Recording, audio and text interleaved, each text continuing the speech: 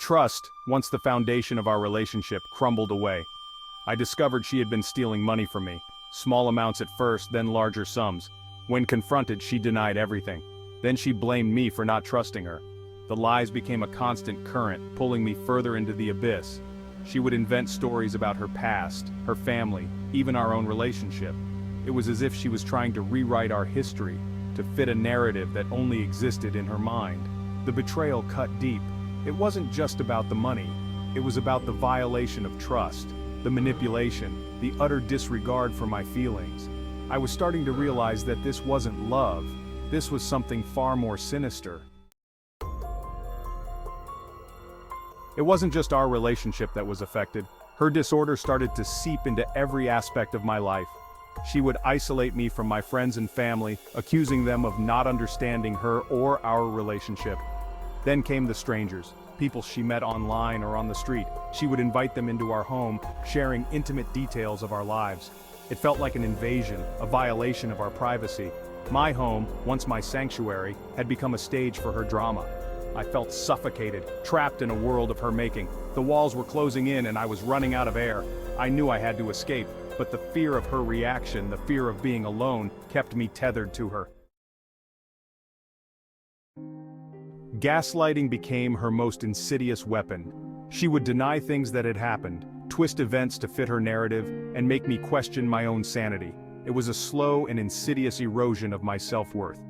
You're imagining things. You're too sensitive. You're making this up. These phrases became her mantra. She was so convincing, so sure of herself that I started to doubt my own memories, my own perceptions. I felt like I was going crazy, like I was losing my grip on reality. I was exhausted, emotionally drained, a shell of the person I used to be. It was in those moments of utter despair that I realized I had to choose myself. I had to choose to survive. The breaking point came unexpectedly. It was a seemingly insignificant argument, but something inside me snapped. I couldn't do it anymore. The constant chaos, the manipulation, the fear. I had reached my limit. I told her it was over. The words felt foreign on my lips, but also liberating. Her reaction was explosive, a torrent of rage, threats, and pleas. But for the first time, I didn't react. I had finally found my voice, and I wasn't going to be silenced. Leaving wasn't easy. It was a long and arduous process, filled with guilt, doubt, and fear. But with each step away from her, I felt a weight lift from my shoulders. I was finally free. Section 8.